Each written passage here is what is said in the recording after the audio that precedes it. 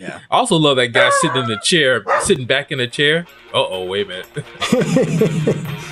No. We'll cut that one out, huh?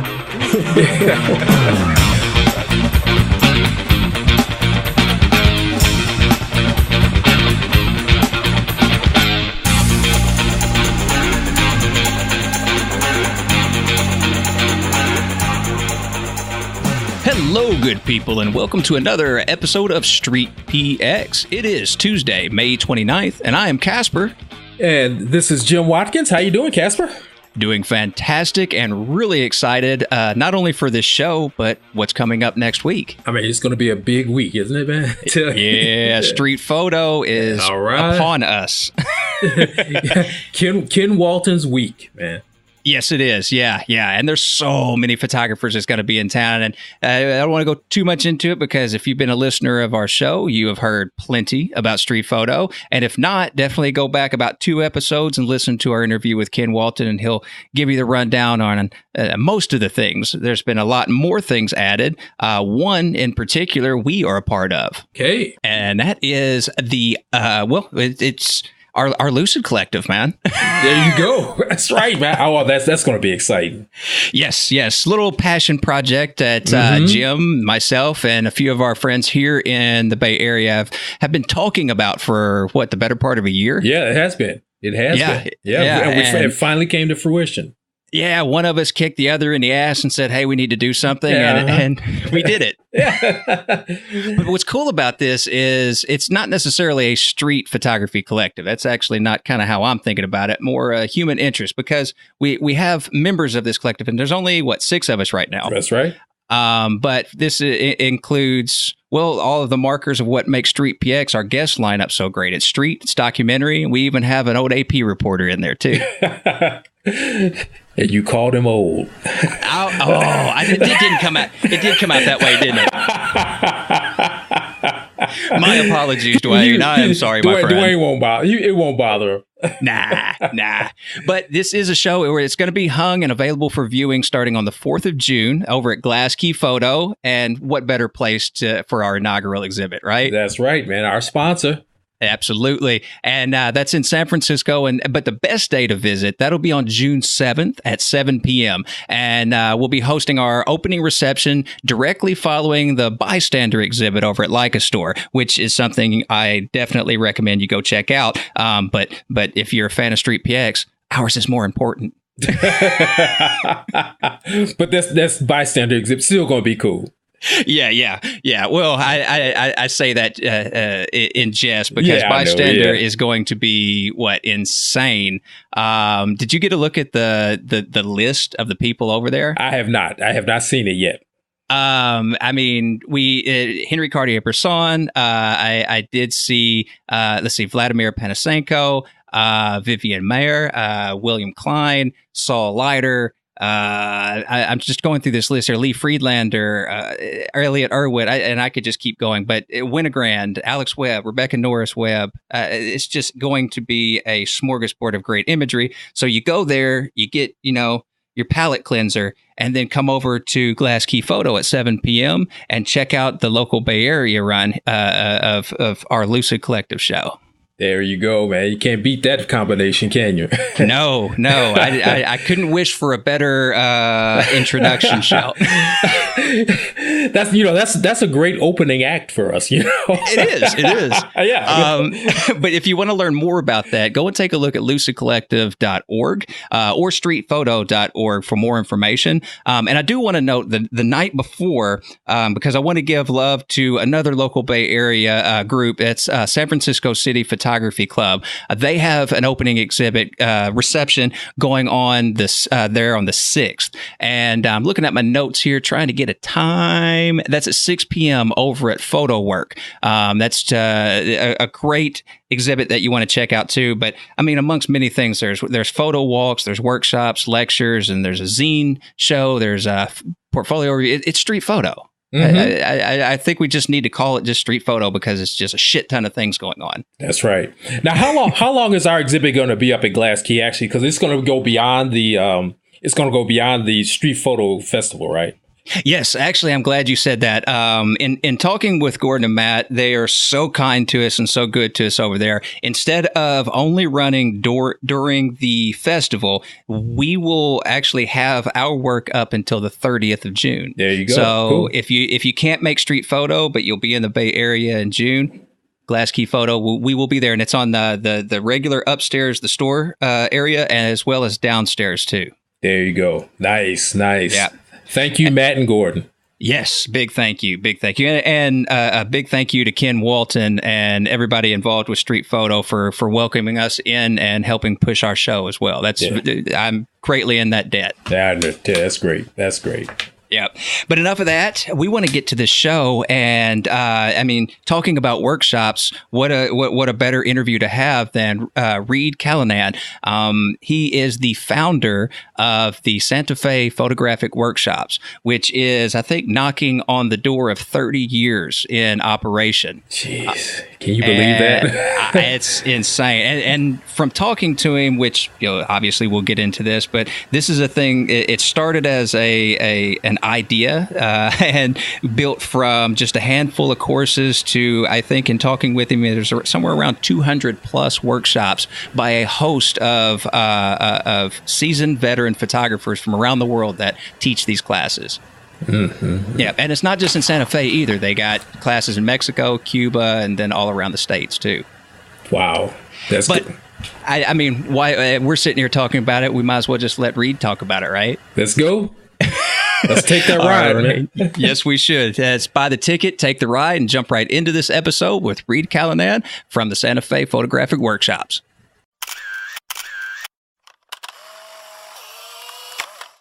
So again, thank you so much for being with us here, Reid. This is really great. I am pleased to be here. Thank you for asking. Yeah. And I've been looking through a lot of your work here, and you have one hell of a track record. What do you mean by that? Oh, no, it's just a wide and varied career, which is really great, and eclectic too. Coast to coast too. Almost. That's right. Haven't gotten quite to California yet. That's right. For offices, but from Maine to Santa Fe, I've spanned some mileage here. But I think one interesting thing is that I've had a varied career, but it's basically one career. And I got lucky in that I found my passion, I found my purpose early on, right out of college. Mm-hmm. And so I literally have done one thing for 42 years, and that's to be involved in running and being involved with the workshop business.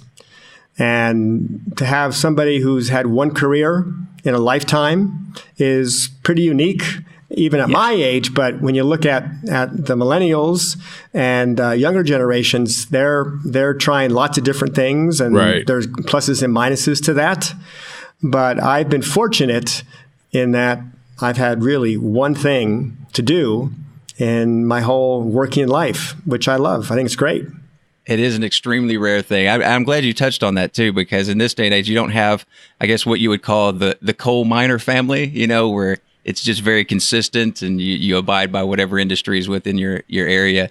But you jumped right in. Now you started back in Maine, but you didn't start out with the name for photography though in school. No, my degree was in geology, and I went to St. Lawrence University in upstate New York. And after 2 years in Canton, New York, which is a small snowbound village, I decided I'm not going to spend 4 years here and survive.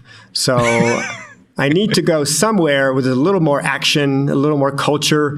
Something else was calling me at that point. And so I decided that I was going to go to Europe and spend my junior year abroad. The genesis of that in part was because my dad had done it when he was in college, and he told stories to his kids, myself included, about the wonderful year that he spent in Europe. And so those memories of those conversations and that discussion that we had with him was etched in my brain from an early on point. So I decided that, let's go to Europe and get some culture and have a different experience than I got in upstate New York. And because my language skills are pretty minimal in terms of foreign languages, I picked England as a place that I wanted to go. And because I could speak English relatively well, and I couldn't speak French or German or Spanish. So London was the place that I set my sights on. And I tried to find a program that would mesh into my geology studies, and it just didn't work. They were not compatible. So I chose a college, Richmond College, which is set up for Americans who want to go to London for a year. And it's a cross-cultural education. So it was just a wonderful experience to go and live in London and explore the culture of London and not really worry about the requirements for the geology program that I was in. And by chance, one of the classes I took was a photography class. And I had been given a camera, a Pentax K1000, by my parents because they figured you're going to Europe, you got to take a camera with you. You got to capture those memories. Absolutely. I hadn't done any photography until then, but with this K1000 and now a photo class in London, all of a sudden my life changed. So in that decision to take a camera and to take a class, my life changed dramatically, and photography caught and was with me for that whole year. And I spent that year basically photographing. And I traveled quite a bit to the continent. I went to Paris, and then also took a trip to Russia, which was one of the first groups that actually got into the Soviet Union in 1974, 75. And that was an amazing experience to go there as a young person with a camera and photograph behind the Iron Curtain, which nobody else was doing. Never had any issues doing it or anything like that? Nope. No. We were fairly tightly controlled in terms of where we could go in Leningrad and Moscow, but being able to walk the streets with a camera wasn't a problem. I think if I was out in the countryside, which was pretty poverty-stricken, they wouldn't want pictures there. Right. But in the big cities, it wasn't really an issue. So that's really where the photographic bug, so to speak, caught me, was in London, and with this photo class, which was obviously film-based at that point. And so came back to St. Lawrence and finished up my degree in geology, but I spent basically my whole senior year at college in the darkroom. How'd that conversation go whenever you came back to talk to your dad and was like, this geology thing's great, but I discovered something new? He was not particularly thrilled with that. With that conversation, but he also was smart enough to know that you've got to follow your passion. You've got to do what interests you. And so even though he initially gave me a hard time and raised eyebrows, ultimately, after a couple conversations with him, he gave me his blessing, and I was off and running on a photographic avenue. Nice. Now, but once you came back after school, you had hooked up with the Maine organization there in Maine, right? Right. Well, what happened was I graduated from St. Lawrence with a degree in geology and moved back home to Baltimore, where I grew up and where my family was, and decided to get a job in photography. And my first job in the photographic universe was working for a real estate company that sold inexpensive houses through a magazine rag that you picked up in a supermarket. I'm not sure they still exist, but when you go to the supermarket, you have these newsprint publications, and they have houses for, at that point, $50,000, $60,000. And so I was given the job to photograph the front of these homes for this rag. And I was given like 40 or 50 homes in a day, which meant I did drive-bys. The only way to get 40 or 50 houses photographed is to go to the address and roll down the window and take the camera out and do a picture of, or maybe two if I could get two squeezed off, of the house, and then drive on. And finding houses was tough because there was no Google search. There was no way no GPS to find a house. So you had to have a map and an address. And the only way to get that many houses in was to kind of slowly drive by. And then I had to develop the film and make little contact sheets. And then they would, from the contact sheets, make their poor, reproductions on this newsprint. Mm-hmm. So I did that for about 3 days and decided this is crazy. This is not photography. I hate photography now. I don't want to see a camera again. So I decided that this is ruining my love of photography. And this is what being a pro photographer is. Someone telling you what to do pictures of. I decided early on, that's not what I want to do. So the second job that I got was working in a camera store, because most people do that because you got to buy gear, got to buy equipment, you got to buy film and chemistry and paper, and it's expensive. So if you work in a camera store, you get it for less money. Yeah, and plus discounts. Yeah, and plus you're around people that you can talk photography with. So I got a job in a camera store and in a suburban mall, which was a shock to me because for the first time I'm now dealing with the great American public.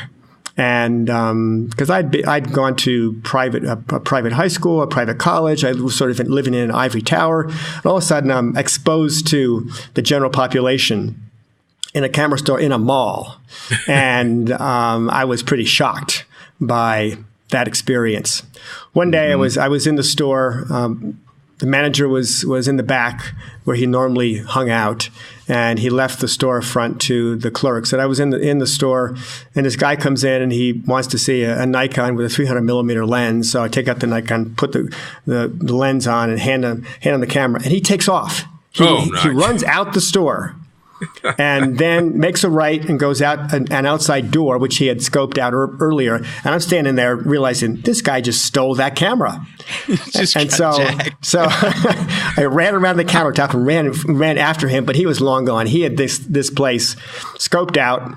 And that was devastating to me that somebody would actually steal a camera in a camera store. So that kind of started to sour my experience.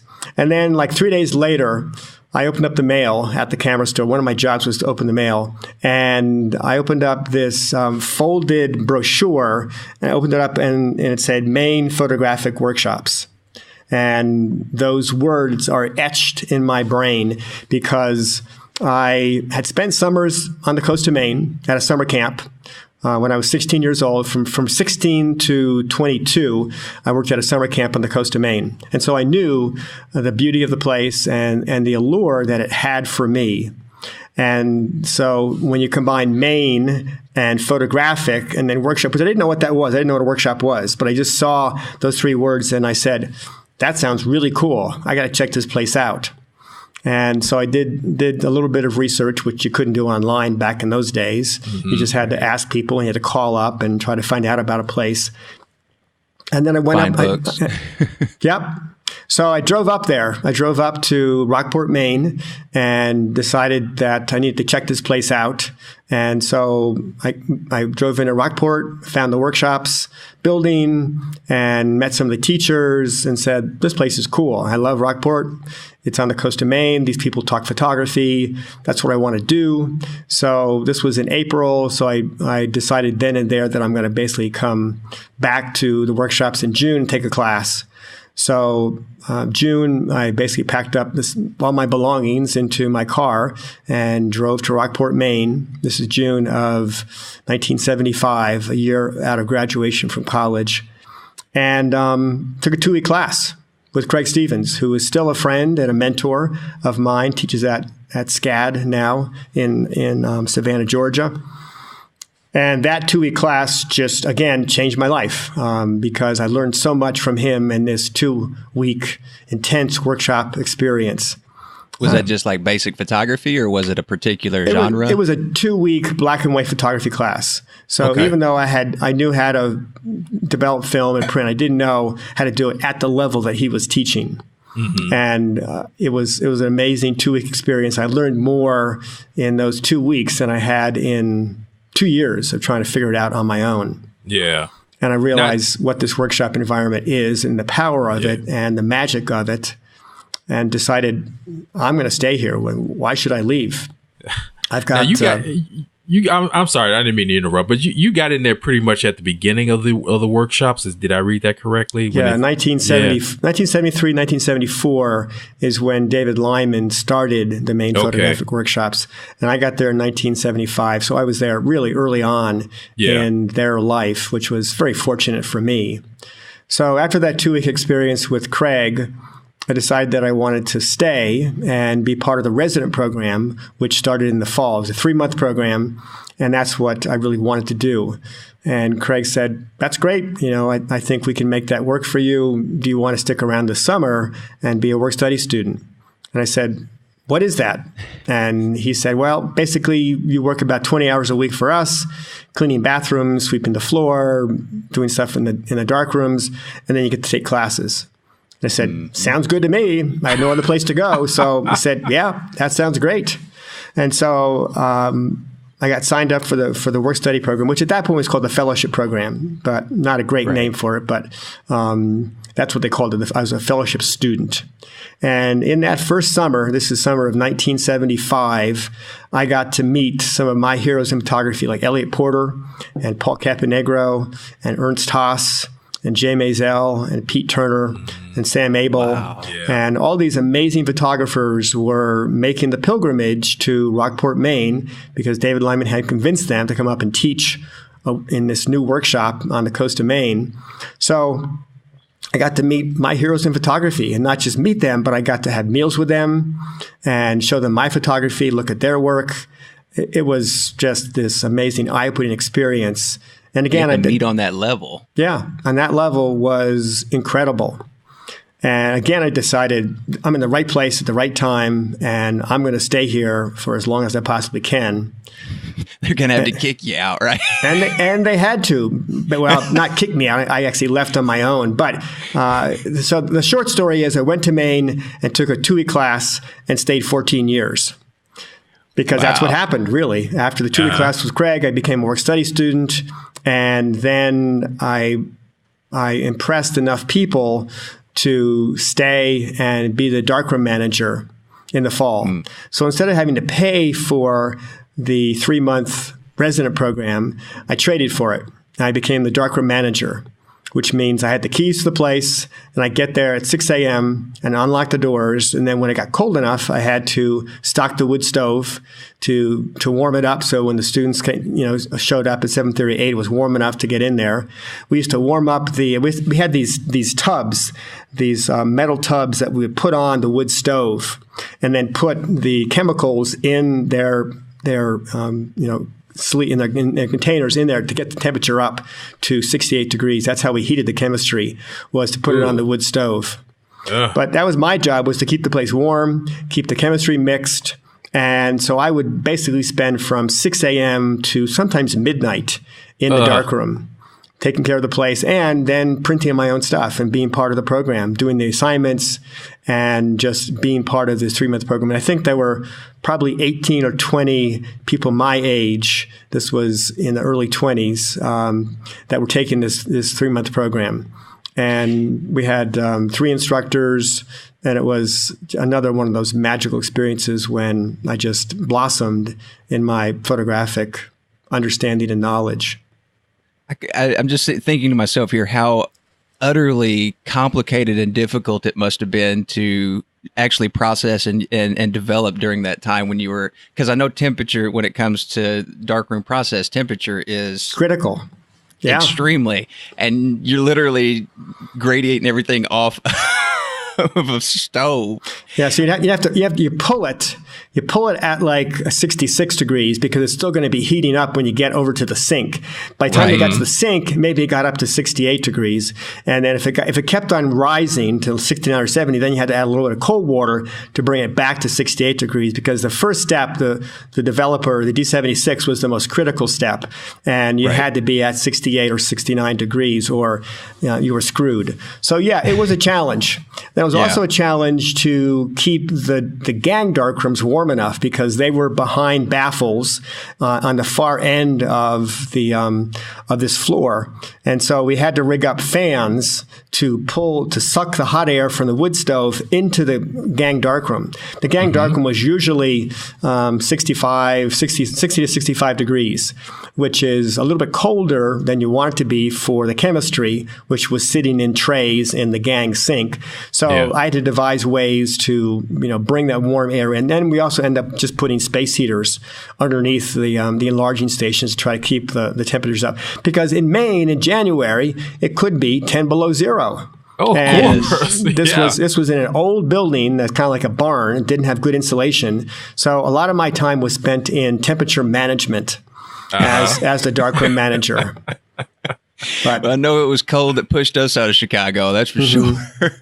I don't know if Jim would agree, but but I mean, you picked up a lot of information along this way that grew you, like pushed you toward this new opportunity, this new business venture to bring that ideology closer out west, right? Right. So after 14 years at the Main Workshops in Rockport, and the last 4 years of those from 1985 to 89, 4 years, I was the managing director of the Main Photographic Workshops, which meant I basically ran the place, hired the instructors, hired the staff, and didn't do the publications. We had a marketing department that did that, but everything else from an operational standpoint, I did. And so after 4 years of being managing director and after 14 years of being at the Main Workshops, I decided it's time to go out on my own. And I'm well trained, I'm well prepared, and it's time to have a new adventure. And so I decided all I know how to do, really, and all I love to do is to run workshops. So I don't want to become a geologist again. So I might as well do what I love and take the knowledge that I have and take the contacts that I have and run my own business.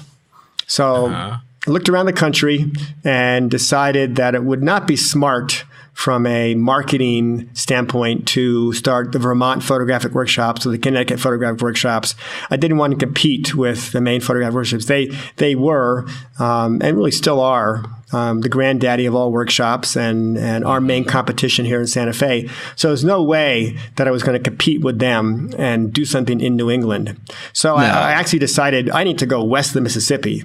I need to really get to a whole different demographic region and geographic and demographic region. So I started looking west of the Mississippi to start this new fledgling business. And Santa Fe just popped out at me for a number of reasons. One, because I had family there. My brother lived in Santa Fe. My sister lived in Santa Fe. And I started visiting my brother in 1980. I would leave Maine in the depths of winter, which was January, February, and I'd go to the Southwest to visit my brother. And fell in love with Santa Fe in 1980. Fell in love with the feel of the place, the climate. Just everything about Santa Fe was so different than the coast of Maine, but it had a similar creative feel to it. And a similar, it seems like it has a lively artistic community. It does. It has a very, very strong, vibrant creative community. And the wide open spaces of the Southwest reminded me of the wide open spaces of the coast of Maine, because you've got one half of your life in Maine is looking out over the ocean.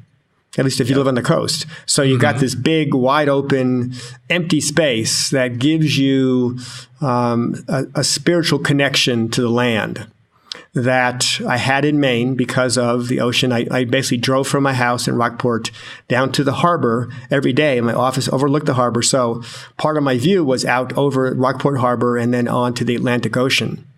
And when I got to Santa Fe, that openness was replaced by ocean basins, desert here in Santa Fe. You went from water to an ocean basin with no ocean in it, no water in it, but still you have this big wide open space.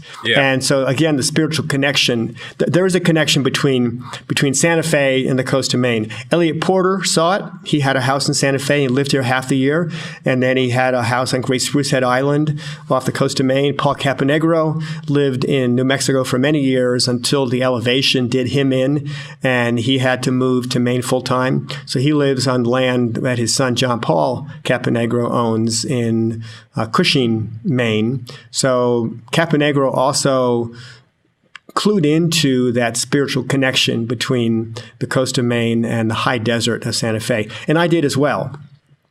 So because I had family here and because I knew Santa Fe as a creative town, it just appealed to me on so many different levels, a family level, a creative level, a business standpoint level.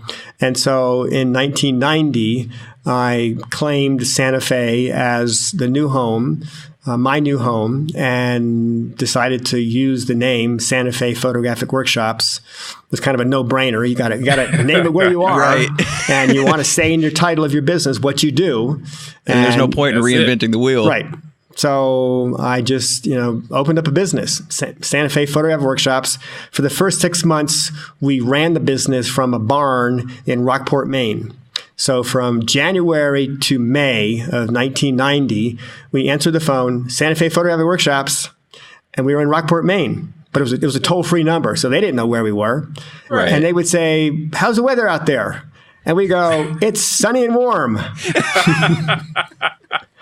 So each morning we would check the weather in Santa Fe before the phones got live at 9. We checked the weather in Santa Fe and see if it's how warm is it in Santa Fe, and we knew it was always going to be sunny. So you could say sunny and warm, and you'd be right no matter what. So you don't want to drop that when there's a dust storm going on outside. No. So if people knew that it was minus 20 below and snow on the ground in Maine, and we answered the phone, Santa Fe Workshops, and they go, what's the weather? We would have to lie to them and tell them what the weather was like in Santa Fe. So we did that out of a barn for 4 or 5 months. And then the folks that I was in a sense, taking from the Main workshops, the staff that I had decided to ask if they wanted to come out to Santa Fe with me, we basically got in our cars and we drove west. We drove across the country in May, and foolish people that we were young and foolish. We landed in Santa Fe a month before our first workshop. We lied ourselves. That's what you call it. That's adventurous. Right. We were young and foolish, but we knew how to run workshops. We all had been at the Main workshops. We knew exactly what we were doing, and we were just going to do it in a new location. So it took us 4 weeks to basically set up a space here in Santa Fe with classrooms and fine locations. And we had some people in Santa Fe that we hired to work with us in terms of locations and models and contacts locally. But literally, we had 4 weeks to set up a new business in Santa Fe. Do you remember how big your team was when you first started out? There were 6 people. 6 people? 6 people. Yeah, and were all of you instructors, or was that kind of like a mix of admin? That was the operational team.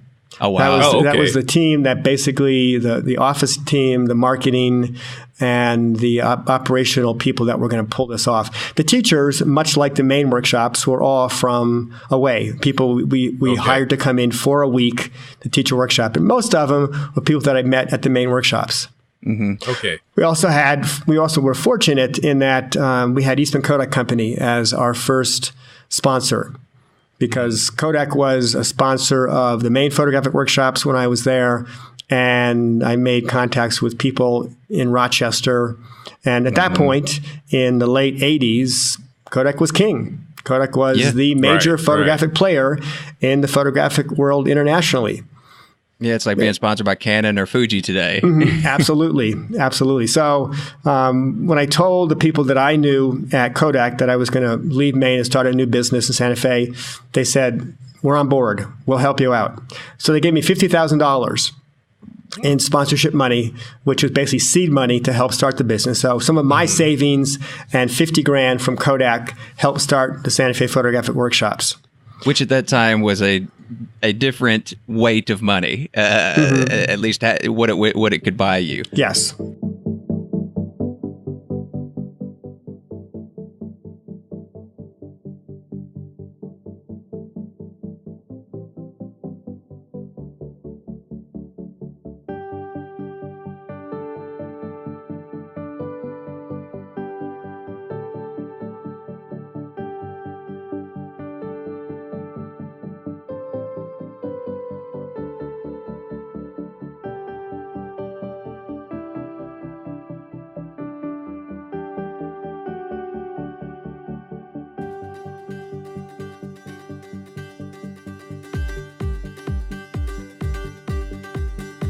Now, starting out, you're kind of shipping in and outsourcing your workshop hosts and instructors. At what point did you start establishing a regular team? Like, these are our instructors for this location.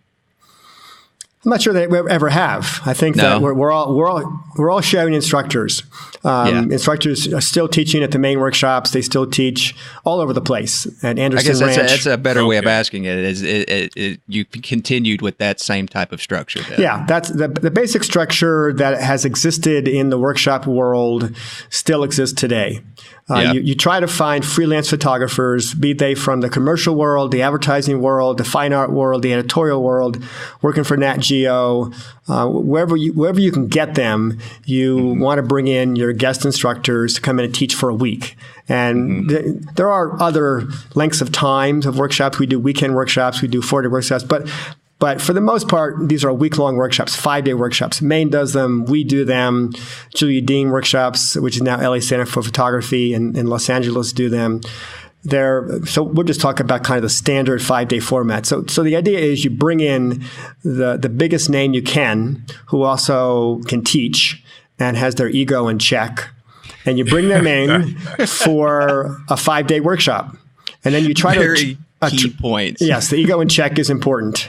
And also, you have to find out if they're articulate, because there are quite a few photographers that are visually articulate and they make amazing photographs, but they can't talk about it. They're not verbally articulate. So part of my job and part of our job here are to find photographers that meet that criteria.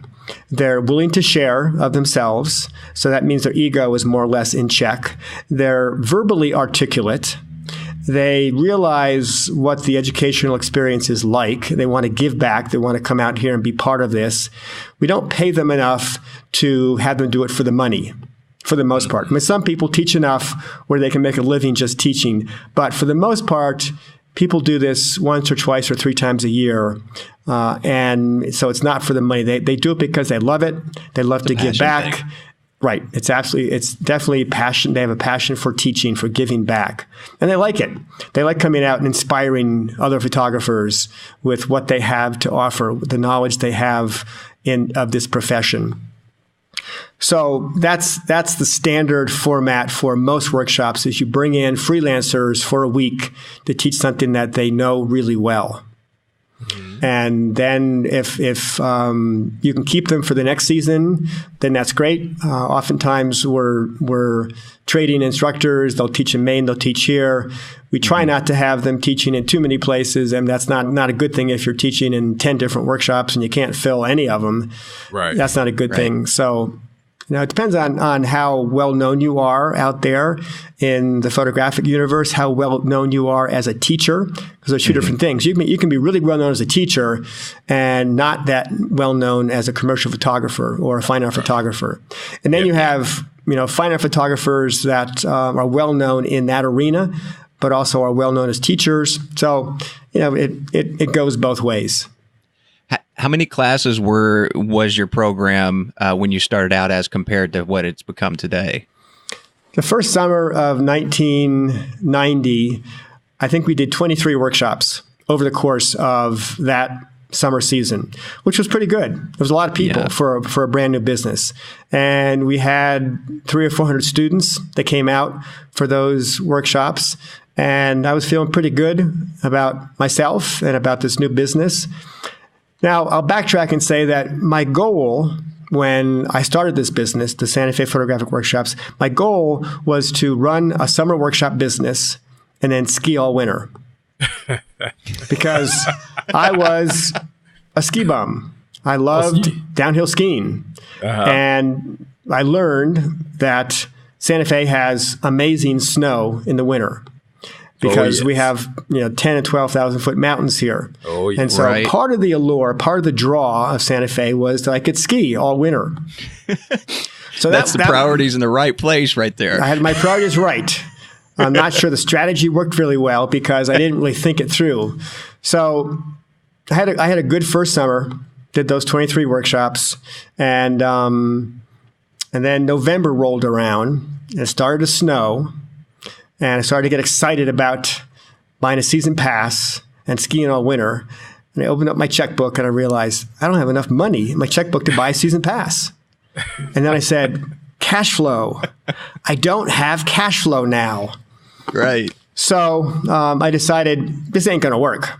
I'm not going to be able to ski all winter. So my early projections for this blissful life of running a sort of business and skiing all winter went out the window really quickly. And I learned about cash flow. Yeah. So I decided I better start a program in the spring and then in the fall. And so within the next 2 or 3 years, I basically had some other programs besides a summer program and little time to ski. So here we are 29 years later, and we probably have close to 250 programs a year all over the world. Wow. And no cash flow problem at all, but little time to ski. And if I can get up and ski 2 or 3 times a winter, I'm lucky.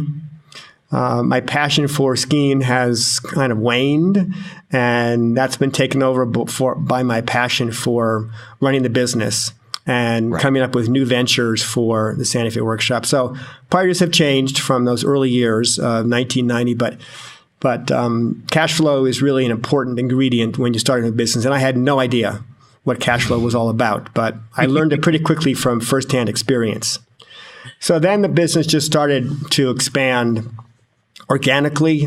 I would meet people that said, I know this place in Mexico really well, San Miguel, I think you should do workshops there. So I said, I don't know anything about Mexico or San Miguel, but I know it's a beautiful place. And I know that there are a lot of people out here in the West who go to Mexico for holiday, for explorations, for adventures. You know, back east, people kind of go to the Caribbean. Mm-hmm. Out west, people go to Mexico for holiday. So I wanted to learn more about Mexico. So I took this guy's advice and we went down to San Miguel together in the year 2000. And we checked out this wonderful high elevation arts town, San Miguel de Allende. And I fell in love with it and decided this would be a really good place to do workshops in the late fall and perhaps in the spring. And so just on this chance meeting with this person who said, I know San Miguel, you're thinking about doing workshops there. And so I just took that lead and ran with it. And now we have this great, great program that we do every fall in October in Mexico, in San Miguel, which is a beautiful location for photographing the culture and the people of Mexico. Now where about is San Miguel in relation to, let's say, Mexico City? It's in the Central Highlands, so it's about 4 hours north of Mexico City.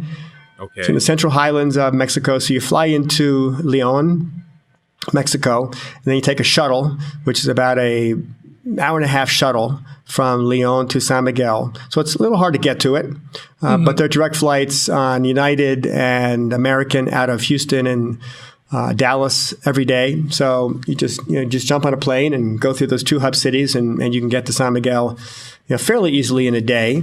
And then you're in this colonial city that is captivating and intoxicating and just truly Mexican, but it's got a Western and Americanized feel to it because there are lots of expatriates from the States and Canada who live in the winter in San Miguel or sometimes year-round in San Miguel. So it's a place that you can get a New York Times, you can get a cappuccino, but you can also hear gunshots and cannons going off and roosters crowing. So it's still authentically a Mexican town, a Mexican city. Right. But it has the amenities of great restaurants and it's safe. And it's just a perfect blend for Americans to want to go down and feel safe in Mexico and experience the vibrant culture of that place. And that's where we do a lot of our street photography. That happens in San Miguel. It also happens in Cuba. Now, Santa Fe is not a great town for street shooting. I mean, there is street life here, but it's a small town, and it kind of rolls up its the sidewalks at 8 o'clock at night. So there's not a lot of vibrant nightlife here. So it's not like New York City or San Francisco or Chicago in terms of places that are rich for street photography. So we tried some classes here over the years in street photography, and they do okay, but they're not oversubscribed. So mostly foundational. Yes. Well, a lot of foundational programs and then specialized programs, architectural classes, figure study, portraiture, lighting. And we have a large variety, and it sort of runs the gamut of programming here, but not a lot of street photography. So that component that we do, and it's an important part of the photographic universe, and it's important to me because I would say I'm primarily a street photographer myself, because that's where I started in London, was photographing on the street. And so that's a passion of mine.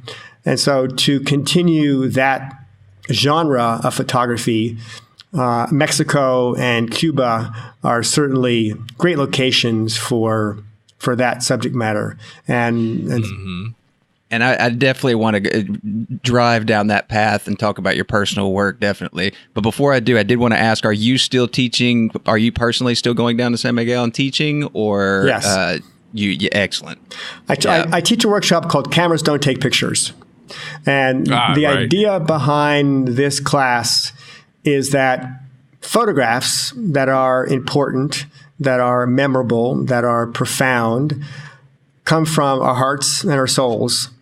And who we are as people, they definitely do not come from our cameras. Mm-hmm. So Cameras Don't Take Pictures is initially kind of a shocking title for a workshop.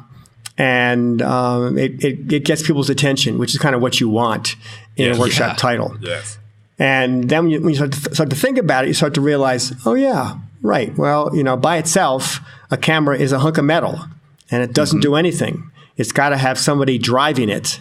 And the other important point that I make is that sometimes it's not so much our eyes which drive our photographs, our vision. It's, again, our imagination and our curiosity and those parts of ourselves that create photographs that are important to us. And you've got to tap into your heart and your soul in many ways to make those kind of pictures. Mm-hmm. And a camera by itself is not going to have those kind of attributes that get you to those kind of memorable photographs.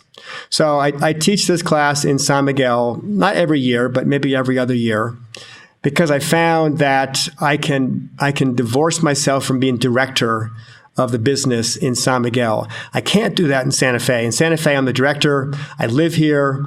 And so it's hard for me to walk down the hallway and be a teacher because people are interrupting me. They're going, I know you're teaching this week, but we just have this one question for you. In San Miguel, my team, Rennie and Ann, have run that program in San Miguel for many years. And so they run it without me being there, and they run it probably better than if I was there. So I can be there as an instructor, and I can be anonymous and not be barraged by questions about, the business. So I learned that from teaching in Santa Fe, which didn't go like I wanted it to, and then basically, kind of move that class to San Miguel. And it's a great place to teach it because you can get out on the street and photograph the architecture, the cultural events, the people in particular in San Miguel, and just have a great photographic experience learning about where pictures come from. Right. And they don't come from the camera, obviously. Yeah. And now how often do you offer this course?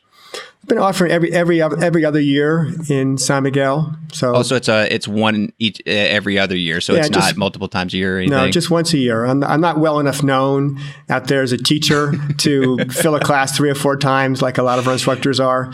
I'm known as an administrator, as a business owner, as a businessman, as the director of Stanford Workshops, but not as a great teacher. But that's okay. I don't need to be good at everything. Yeah, that's true.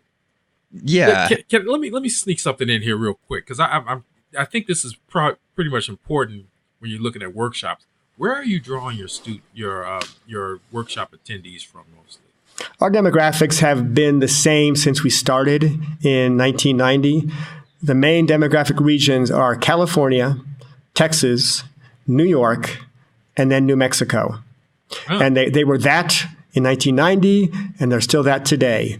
And they are also the demographics for Santa Fe as a city. The main draw of tourists who come to Santa Fe are from California, and then close second is Texas, and then a distant third is New York, and then right behind that is New Mexico because it's just proximity. So, but that being said, that's the majority. But the reality is they come from all over the world. Certainly all over the states and all over the world. We're trying to expand. Well, I wouldn't say trying. We're working to expand our international marketing reach because it builds diversity in our programs. Right. And when you have somebody in your class who lives in Venezuela or China or Germany, the class just becomes much richer.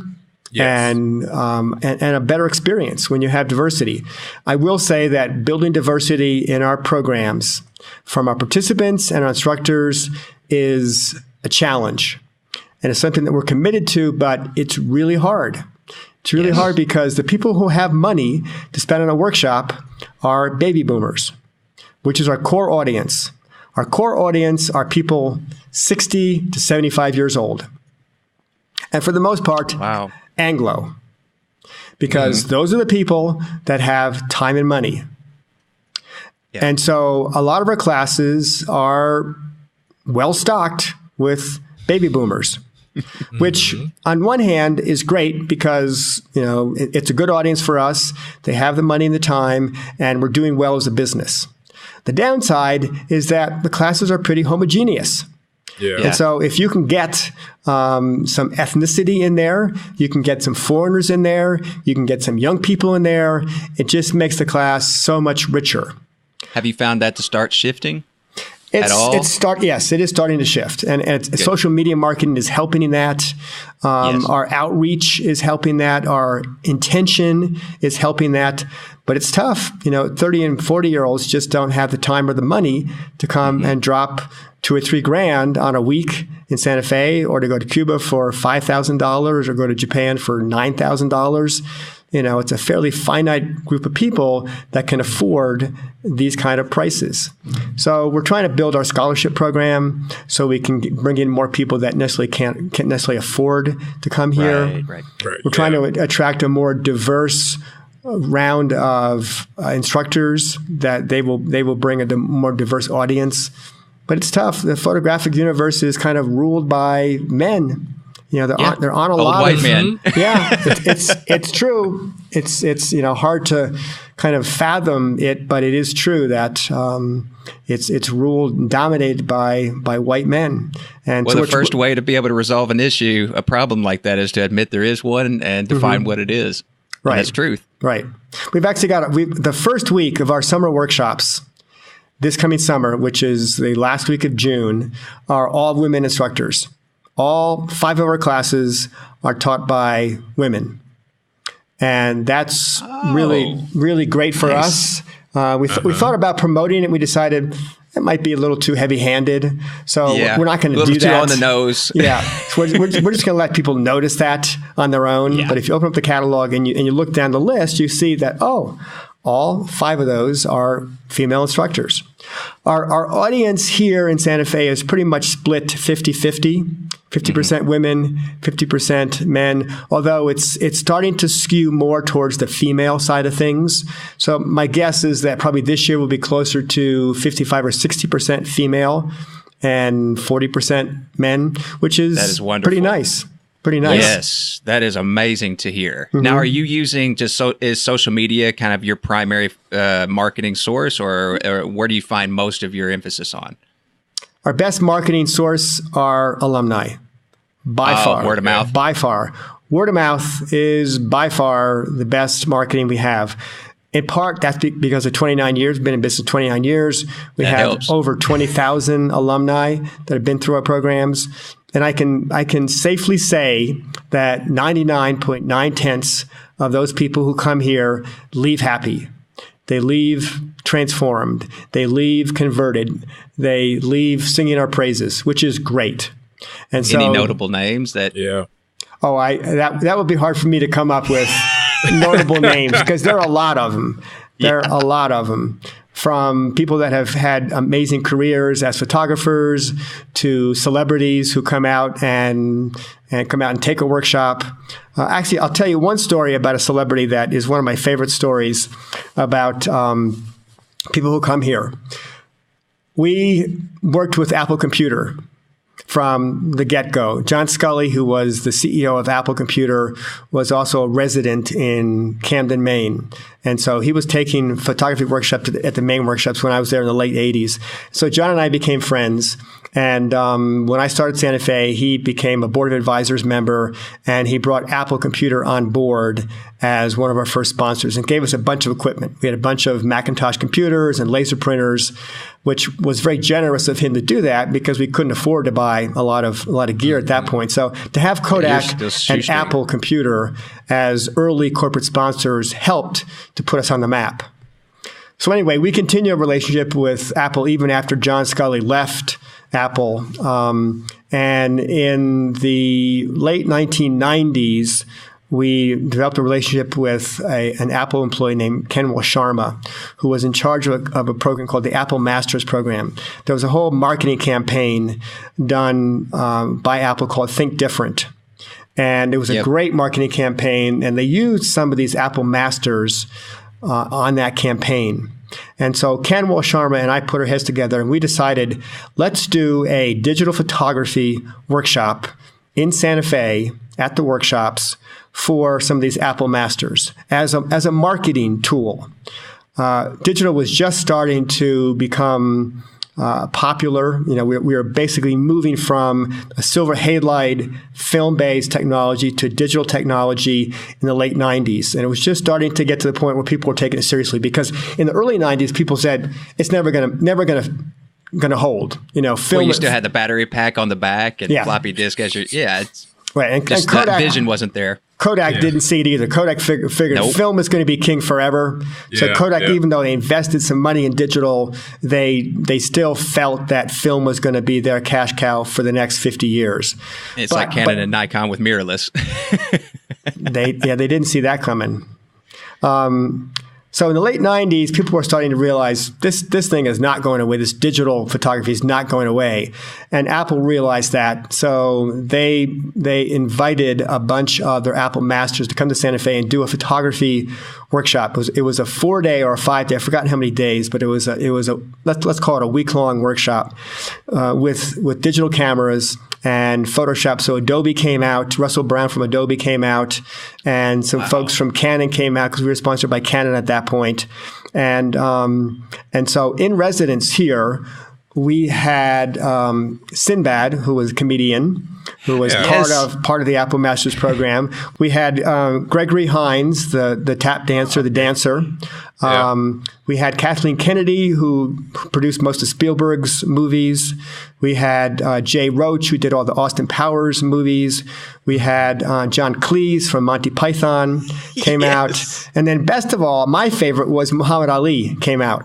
Because he was part of the Apple Masters program. So Muhammad Ali and his wife Lonnie came out and took this program. So for a week, we had Ali on campus. And if that wasn't a trip, that was one of my best memories, was to be able to walk down the hall and have Ali coming the other way. And I walked past him one time and I said, "Hey, champ." And he reached out and he grabbed me and he pulled me in and he said, "Did you say tramp or did you say champ?" And I said, "I said champ." And he goes, "Good." And he let me go. But to have Ali pull you in and say, "Did you say tramp?" Oh, yeah. My photographic mind is just like leaping on this moment because all I can think of is like, oh, I would love to get a portrait session with Ali. Oh, I would love to get Gregory Hines in his tap shoes and get some action.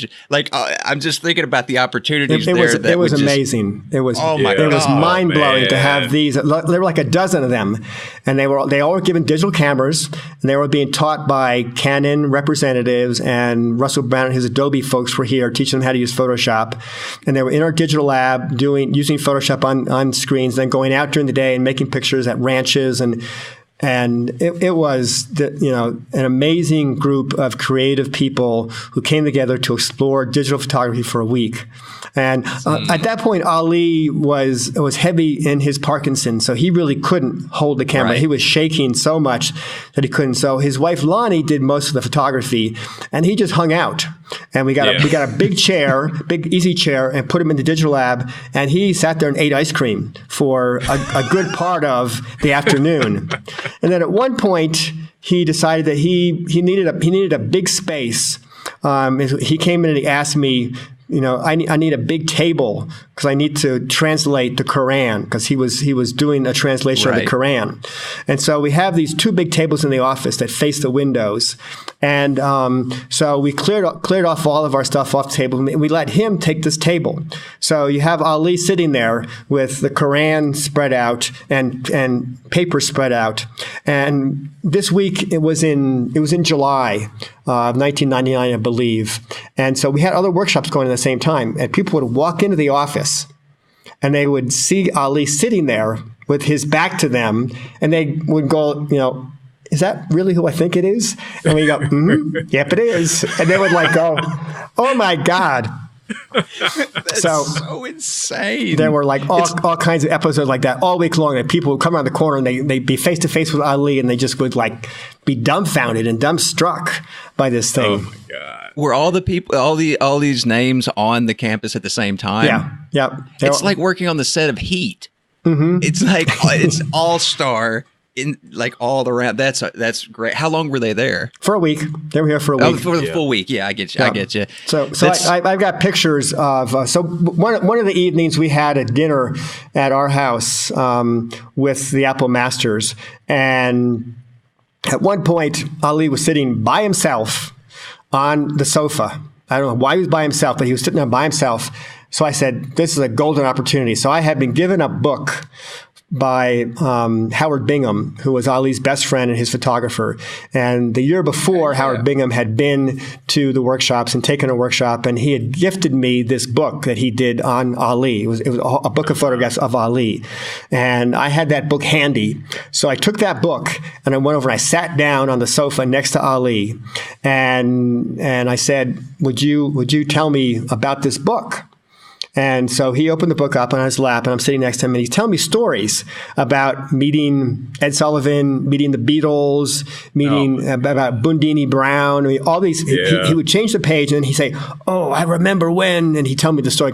And I had to have my ear sort of in his face, because his voice was very garbled, and you couldn't hear him really well because of the Parkinson's.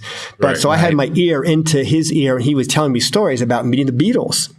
And then he said, "You got a pen?" And I said, "Yeah." So I pulled out a pen, and he started signing this book.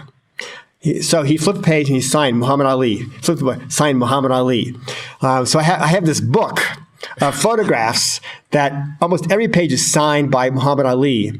And then at the very back of the book, and this guy's hand is kind of moving like this. The Parkinson's is so bad. But he drew this little boxing ring, and then above it a little heart, and then above that he put greatest of all time, GOAT, greatest of all time.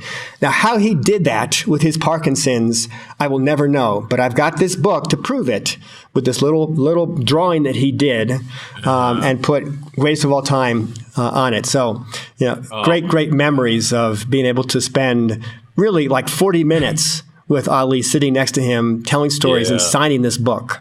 I've got that book in my safe deposit box. Oh, I bet you do. Yeah. Lock and key. Absolutely. Nothing's going to happen to that book. Right. Nope.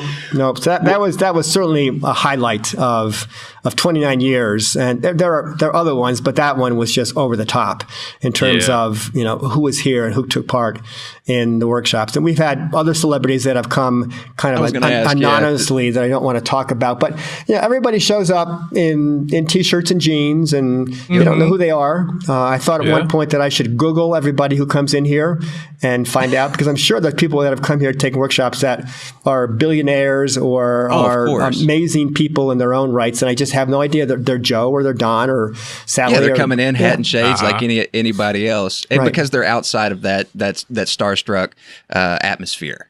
Right. And that they just want to be regular people. They want to be treated like regular people and be taught to like regular people. Right. Now, I don't mean to pivot. Before I do pivot, the San Miguel, when is the next class that you have planned for the that next one? program at Just San for our Miguel listeners. is in October of this year. This year?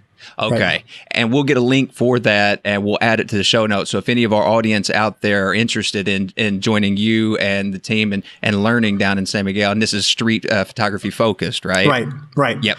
So if I can, I want to talk a little bit about Cuba because I know that your focus is street photography. Oh, that's most exactly where we're going to I want to go. That's another place that I want to. Let me talk a little bit about the genesis of how Cuba happened for us. The drug wars in Mexico and the recession in this country in 2009 and 2010 caused us a real problem because people just stopped going to Mexico. The drug wars, even though they were they were not in San Miguel, and San Miguel was a pretty safe place. The whole country was sort of guilty by association in terms of the drug wars. So, all the newspapers and magazines in the States in 2009, 2010 had stories about the horrible drug wars in Mexico. And then you couple that with the recession, and our program went belly up. So I had to close down the program in San Miguel after running it for 9 years. And that loss of income in the fall was serious.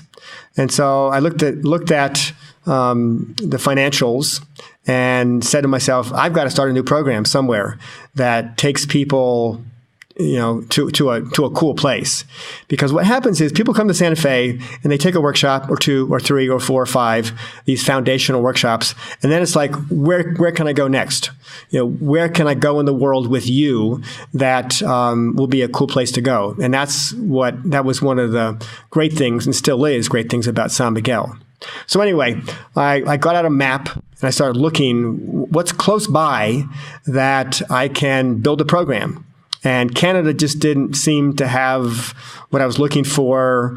And Mexico's out, Central America's out, South America gets a little far to go. And then I saw this little island floating in the Caribbean called Cuba. And I said to myself, well, I know you're not supposed to go there, but I know some people do. And I know a little bit of the history of the place. It's been closed down by the Castros and our embargo. And I said, well, maybe we can figure out how to go there. This was in 2010. So I called up a friend of mine, Kip Brundage, who speaks Spanish and spent a lot of time in Costa Rica. And he and I were friends at the Main Photographic Workshops. And would you go to Cuba and see if you can get into Cuba and figure out what's going on there? Because I would like to know if we can start photo workshops there. So Kip flew to Cuba through Cancun and had some contacts, some names of people, and came back from Cuba and said, we can do it. It's going to be great. They're ready for us. We can come through Mexico and we can do this. So, but we need a license we need a license from the U.S. Treasury Department to basically take groups in. So we did some more research. So it took us a year of doing research and figuring out how do we do this and do it legally so we're not going to get ourselves in trouble and our students aren't going to get in trouble. So the first way that we got in was we built a relationship with a church in California that had a religious license to take groups for religious outreach to Cuba. And for a small donation, they would let us use their license to do religious outreach, which we did. But we didn't do it full time. We did it enough to be legal, but we also photographed. So we were legal in that we were there doing religious outreach. So we went to churches, we went to synagogues, we met with religious leaders in Cuba, which there aren't many of. Right. But we did enough religious outreach to fulfill the requirements of the license. What we also did was we photographed a lot when we were in there in Havana. And so we were perfectly legal to do this with this license. And we took our first groups in through Cancun on Cubana Airlines, which was a trip in itself to fly on Cubana Airlines. And we had this amazing experience as one of the very first groups to go in, certainly probably the first group to go in to photograph with a business in Cuba in 2010. And we were welcomed by open arms by the photographic community in Havana. In particular, Fototeca de Cuba, which was run by a man named Nelson Ramirez, who is still the head of Fototeca de Cuba. They became our host. They became the conduit for us to meet the photographers, the contemporary photographers in Cuba, who we're still great friends with and still use there. So we meshed ourselves into the photographic community in Cuba early on, in Havana early on. And so for the next 4 or 5 years, we took on average 400 or 500 people a year to Cuba, and eventually got our own license from OFAC to take groups in through Miami. So it became then much easier to go in. So you didn't have to go in through Mexico. You could go directly through Miami. And we had a license from U.S. Treasury Department, the Office of Foreign Assets Control, and we still do have a license from them to take groups in and do people-to-people cultural exchange.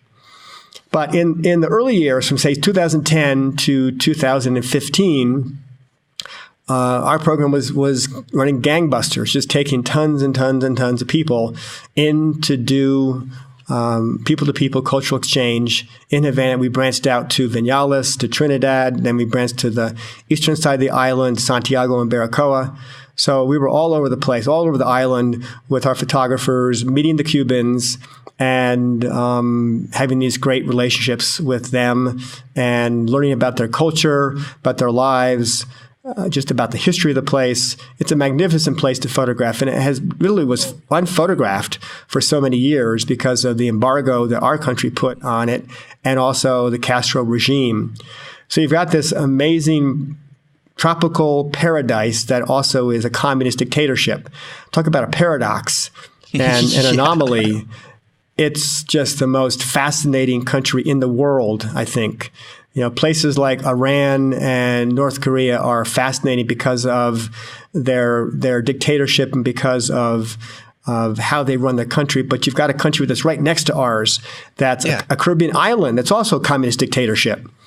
That is just fascinating. So it has been a wonderful experience, and we're ramping up a new program right now in Cuba because the Trump organization and the leadership of the country now has kind of closed the country down for individual travel. So now the only way to travel to Cuba legally is to go with a group.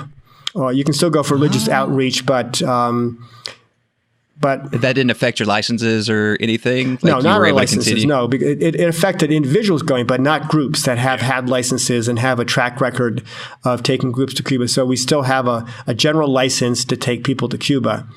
So, now Reid, just step back a little bit. When you were first bringing students or workshop attendees to Cuba, were you still operating under the religious license? No. You were. So you had gotten your license before you had taken the students. Okay. Well, the first year, 2010 and into 2011, we were using the religious license from the church in California. But soon after that, we realized that we could actually apply for and get our own license for educational programming and cultural exchange through the Office of Foreign Assets Control at the U.S. Treasury Department. So the application process was laborious. We had to hire a lawyer to help us do it. Lord. The application process was very, very time-consuming, and it took us almost a year to get that license. But we did. We were approved by OFAC to have a license, one of the few groups early on that had an approval to take groups in to do cultural exchange. And then it got changed by Obama, who opened it up for individual travel. And then Airbnb went in. And so for a number of years, it became really tough for us to keep our groups going because of the ease at getting in and out of Cuba, which was great. I mean, it's great that Obama did that. Yeah. It's got its repercussions. It has repercussions for our business. So our business went from taking 300 or 400 people a year to maybe half that. And then last June, President Trump had a press conference in Miami, and he basically changed the travel regulations as it pertains to Cuba. And he did away with the individual people-to-people license that people were using to go into Cuba on their own. What he also did when he announced that change was he tweeted, "I slammed the door on Cuba." That was the tweet. I slammed the door on Cuba. And so policy by Twitter. Everybody who's reading what the president says on Twitter saw that and said, "Oh, well, Trump must have changed. He must have closed down Cuba," which he didn't do. He didn't clamp it. He didn't close it down. But his tweet insinuated that he did. So if you ask 10 people today, "Can you travel to Cuba?" 7 will say, "No, it's illegal. You can't go to Cuba. Trump closed it down," which is not true. But perceptions are everything. Perceptions. So we have a marketing challenge right now in our hands, and have since last June when he tweeted that it's not closed down. Cuba is not closed to Americans. You have to pick and choose how you get in. You have to have a license to do it. You have to pick and choose the groups that you go in with. But it's not closed down. And then the hurricanes of last fall, Hurricane Maria and Hurricane Irma, both did damage to Cuba. Physical damage, but also damage to tourism, because Americans, saw the hurricanes ravaging the Caribbean and said, "I'm not going to Cuba," because it just got ravaged by a hurricane. And then the last thing, the final blow, sort of, was the diplomats, U.S. diplomats in Havana got sick. It was the with some audio, some kind of sonic blast, or you still don't know what it was. No. There's no proof, and that's scarier than anything. It's like, why don't we know? But nevertheless, go on. And so then from those diplomats getting injured, their hearing, their memory loss, there are all kinds of different physical ailments. The U.S. State Department put a travel warning on Cuba, which still exists because of the diplomats.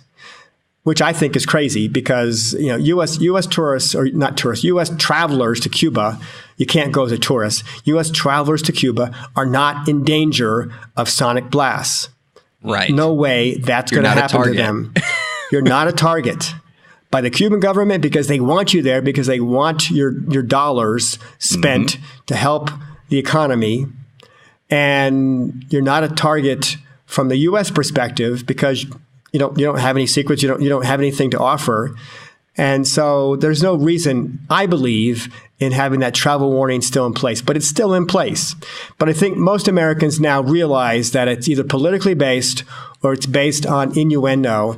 And so it's not really a deterrent anymore. But last fall, when the State Department put a travel warning on, a lot of people took note, and a lot of people said, "I'm not going to Cuba. It's too dangerous. I don't know what's going on there." And the State Department says I shouldn't go, so I'm not going. My hope for our program this winter is that Cuba stays out of the news. Like there's no hurricanes. Trump leaves them alone. There's not any news that's going to harm or change people's perceptions about going to Cuba. Right now, it is totally safe. It's totally legal to go as long as you're going with a company that has a license, and there's no reason not to.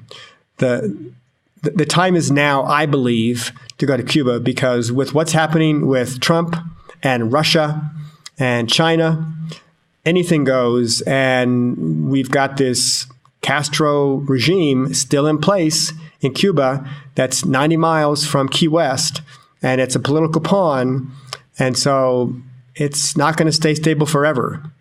That's my projection. And it's too bad that Cuba's a political pawn, but it's the reality. And so my advice to anyone who's wanted to go to Cuba or has been and wants to go back is do it soon, because I don't know what the place is going to look like in 2 or 3 years from now. And a big takeaway here too is, while, a lot of this is perception, but if you don't want to go through all of the hoops and so forth and, to get down to Cuba, this is a great opportunity in working with your workshop and working with your organization, who have already done the hard labor and you've already jumped through all the hoops to get everything in place. This is a great opportunity to join a great group of people through a great organization and, go to Cuba and shoot and learn along the way without all the headaches. Right. Absolutely right. Thank you for saying that, because it's true. What we can provide you with is access. Yep. And access is king. anywhere you go in a foreign country, you want to be able to get beneath the tourist veil, which is put up in every country for the tourists, and find an authentic part of that country, be it China or Japan, and in particular Cuba, because it is a dictatorship. You need to have access to get beneath what the tourists see and what the Cuban government wants you to see. Right. And so that's what we have built. It's not a smoke and mirror. Absolutely. In the 7 years that we've been going to Cuba, we have built great relationships with Cuban photographers, with the community in Havana and other cities as well that can get you access. And for a street photographer, Havana is the place. Yes. Because life is lived on the streets in Havana. There's no other city in the world that I've been outside of probably Rio de Janeiro that has the kind of street life that I have seen and witnessed in Havana. And that's because a lot of reasons. It's because it's warm and you can live on the street. Everything happens on the street. There's no air conditioning in Cuba, so people are not inside. There's very little TV. And what TV is accessible in Havana is state-run, the government-run TV. So there's no reason to be inside. Like there is in this country, you've got TV, you've got video games, you've got your electronic devices, you've got air conditioning, so you can be comfortable inside if you're living in anywhere in the States. None of that exists in Cuba. So why be inside? And the housing is really ramshackle and it's crowded. So you've got families of 6 or 7 people living in 3 rooms. So again, why would you be inside? There's no reason to be inside. So life is lived on the streets in Havana. What better place to go as a street photographer than a place where life is lived on the streets? And you see everything there, and you'll be amazed at what you see. From love and passion and sex to child rearing and dogs, and it's all there. It is all there for you to see. Yeah. And the people don't mind being photographed. Right. That's what I was going to ask. They are generous. They are gracious. They are honored by your attention. And so as photographers, when you have the right frame of mind, when you go up to somebody and you introduce yourself, and whether you speak the language or not, there are ways to do that. And you're respectful and you're honest and you are empathetic and you're interested in them, you can photograph them. When you try to photograph with a long lens without explaining who you are and then walk away, they're not going to be receptive. They're not going to give you any piece of themselves. That you might be able to photograph what they look like, but you're not going to be able to photograph who they are as people. Right. The only way to photograph who they are and to capture an essence of them or some part of them is to have a relationship with them. And the only way to do that is to be open and honest and respectful of them. And the way that I photograph on the streets in Havana and make my portraits is to walk around a lot without the camera to my eye. And so people get used to seeing me on the streets without photographing. One thing is they get used to me. And I use a mirrorless camera, and I almost never, ever look through the viewfinder. Because for me, the viewfinder blocks me visually with them. Because what they're looking at is they're looking at a hunk of metal in front of my face. So what I typically do is I will hold the camera sort of at chest level or throat level. So I know what I'm getting. And I know my camera well enough to know that I don't need to look through the viewfinder. I rarely look through the viewfinder anymore because you've become accustomed to the angle. I know what I'm getting. And I'm using a wide angle lens, but not super wide. I'm not using a fisheye. I'm using usually something like one camera, one lens. 35 millimeter. Yeah, one camera, one lens. And so I know exactly what I'm getting.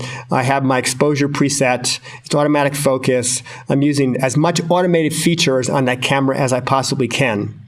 Because you paid for the camera to be smart. Allow it to be so. What I want to do is I want to connect with my subject. Yeah. Right. And in portraiture, you've got to connect with your subject. And I connect through my eyes. and with their eyes. So if you put a camera up to your eye, if you're like in this mode with the camera in front of you, they can't see you. And that's not a good thing in terms of the way that I approach portraiture. So I want to connect with my subject visually.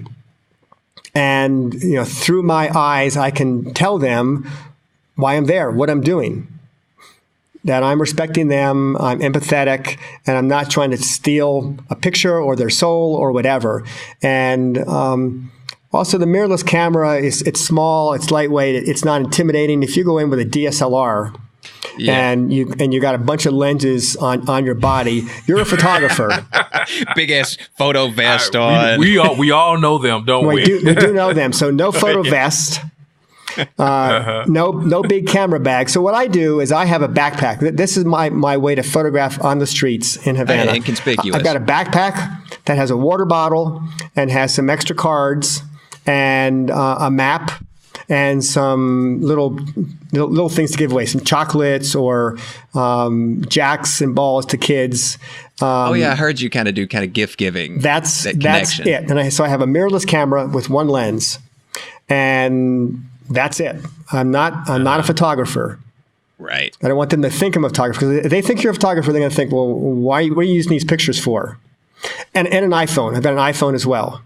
And sometimes I'll start photographing with an iPhone. If you have an iPhone, nobody takes you seriously as a photographer. Okay? And with the mirrorless camera, more or less the same thing. So I try not to give the impression that I'm a pro photographer. I'm just an average Joe walking the streets, and I've got one camera, and so that in itself disarms them. And then my personality and what I know a little bit of Spanish, so I can talk to them a little bit about what I'm doing. But mostly, it's body language, it's gesture, it's being open, it's finding the right people that are receptive to being photographed. If someone goes like this, I just move on. Early on whether this person's receptive to having their picture made or not. You go with your gut. Portrait made of them. You go with the gut. And then, so I'm usually the camera's here, and I can maybe glance down at it to see what I'm getting, but I really don't have to. I mean, when you glance down, you lose connection with the person. So I always tell my students, I don't want to see you checking the back of your camera until you're done with that subject. Yeah, no chimping. So when you're taking a picture and you're going like this, looking at the back of the camera, you've lost connection with that person. Yeah. Mm-hmm. You cut the line. You messed up the moment. You're not going to make a great portrait in that setting. So I don't do it, and I tell my students, I do not want you looking. And if they can't do that, then I tape the LCD panel in the back of the camera. Just tape it down so they can't see anything on it. That teaches them not to look because they can't see it. I've done that with some of my students before. Just gaffer's tape right on the back. Right?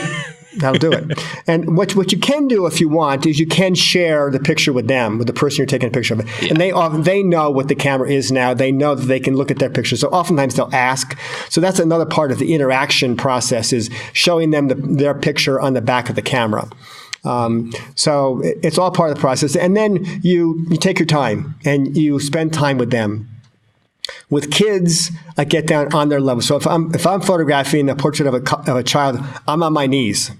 I am at their eye level or lower, and it's better to be lower because then I'm less intimidating. So if you look at my portraits of kids, they're always higher up in the frame or at least at eye level. I'm never photographing down at a kid because that's just too intimidating as an adult to do that. So and also with old people, and there are a lot of old people that sit on stoops in Havana. So again, instead of photographing from 5'7", get down on your knees and photograph right in front of them. So again, you're putting yourself in a less intimidating situation, and photograph a lot. I mean, taking 2 or 3 frames, it's not enough. They're not going to reveal anything to you in that situation. And I also love to go back. And go back with pictures if you can. If you can take a little printer with you, and that's a great entree. It's a great gift to give, but that's also truly an entree. Right. So you go back. So I go back to my apartment or hotel room or wherever I'm staying in Havana, and I make, even if they're small little prints. to jump even further ahead, what I also do is when I go back to Santa Fe, I use my Epson 3880 printer, and I'll make some really nice 8.5x11 black and white portraits. I mean, really nice prints. Put them in a box, take them back to Cuba. If I can find that person, and I oftentimes can because I know where they live, I've got an address, I walk in with a print, and they are just blown away. They cry, they can't believe it, and they say, how much? And I go, no, I'm not charging you for it. It's a gift, a regalo. And that opens up them and also their neighbor that just saw this interaction, and they go, I want one of those prints too. So, what about me? You want to photograph me? Now's your chance to take their picture, and then the next one. That's awesome. Whether you bring a small print that you have in a mobile print that you've taken to location, or you go back home because you know you're coming back to that place the next year, or even 2 years from then, you bring back prints, and that is a huge plus for photographers to do that. And it paves the way for other photographers as well that come after you to be accepted by photographers. Instead of stealing pictures, you're now giving gifts and giving pictures and giving prints, and good quality prints that they will tack up on their wall and show their neighbor. And it's huge and part of the process. Thank you for noting that, because what you do sets the baseline, the standard for how their perception's on the next photographer. Like if you're one of these in-your-face flash, you don't care about them or anything like that, they are going to take that mentality and apply that to the next person with a camera. Mm-hmm, right. And you're doing photographers an amazing service by establishing that rapport that will resonate. Now, have you ever considered using like one of the Fujifilm printers, those little pocketable style, or expanding like Polaroid and so forth? I've been using a Polaroid printer of late, but I know that Epson has a little, we call them lunchbox printers that I've used before. There are tons and tons of these little printers now that you can take, and I don't have one in particular that I like more than others right now. I'm still experimenting with them. Okay. But there are lots and lots of options that you can just pack in a suitcase and take with you to wherever you go in the world, really. That is a huge, a very, very smart thing to do. Yeah. Well, Reid, I have to say that portrait series on your website from Cuba is extraordinary. Thank you. I really enjoyed that, and especially the one with the elderly woman with all the texture in her face, standing against the wall with that also has all this texture in it. It's just amazing. Yeah, that was an experience that again, I was on my knees, and I'm using probably a 28 millimeter lens, or at least the zoom is at 28. So I'm really close to her, and I did 20 or 25 frames of her. And just, but over the course of maybe half an hour on my knees in front of her.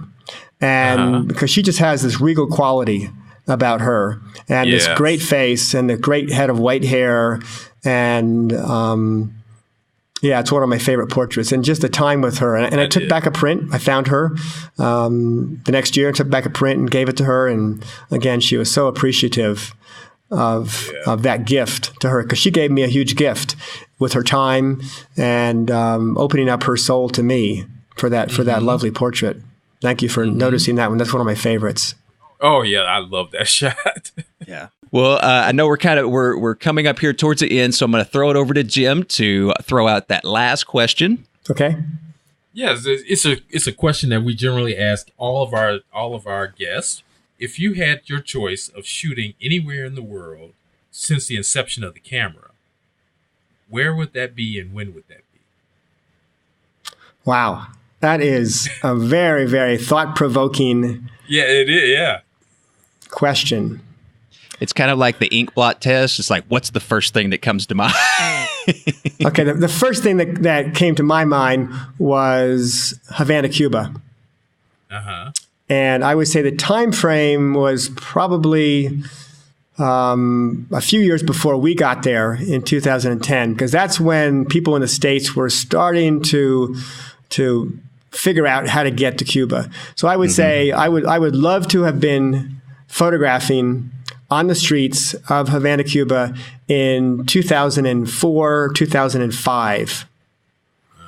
Okay. And that would have been an amazing time because Cuba had just gotten out of the special period, which was the 90s when the Soviet Union pulled out, and they were really strapped to even feed themselves. Right. But they started to get some tourism from Europe and from South America and from Canada in the early 2000s. So they were starting to recover from that special period. And I think life would probably be pretty cool there in those years. And I would have loved to have been photographing on the streets in Havana in 2004, 2005. That's a great answer. Now, if all of our listeners want to find out more information about you, where can they find? What would be the best link for them?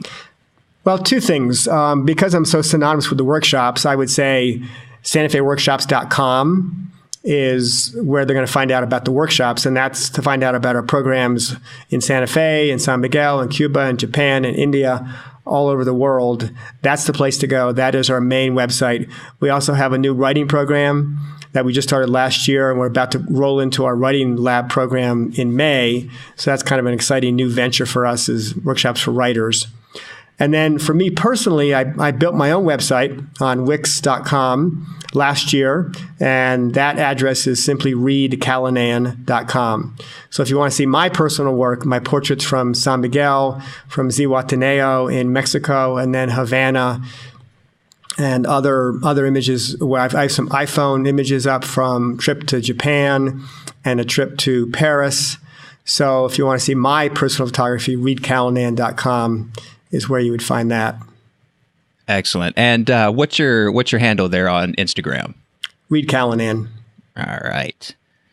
Good deal. And Jim, where can we find out more information about you? As always, my website, jimwatkinsphoto.com, and you'll find all the links to my social media platforms right there. Wonderful. And you can find out more information about me at recasper.com. That's all my portfolios and blog posts, and then links back to the more important website link is StreetPX.com. That's where you're going to find all of our past episodes, and we have a tremendous amount of content already available out there. So if this is the first time you're hearing our show, go back and take a look. There's well over 100 hours to keep you busy for quite some time. You can also find links to our Patreon account. That's patreon.com/StreetPX. And from there, if you want to help us build our bandwidth and build our audience, you can give $1, you can give $5, whatever you're comfortable with. And it's not without a reward. So depending on the level you choose, you could get photo reviews, free prints, even a t-shirt, and all that goes right back into the show. And another thing I want to ask out there is if you could go and take a look at us on iTunes and throw some reviews, throw some ratings to us. Those gold stars are like digital currency, and we could definitely use some more riches there. So with that, I want to thank all of you out there for listening, and a big thank you to Reid for stepping in and telling us about your life. Thank you so much. It was a great honor to be here. And thank you, Reid. You're welcome. Thank you. Thank you. And we will talk at all of you again in 2 weeks.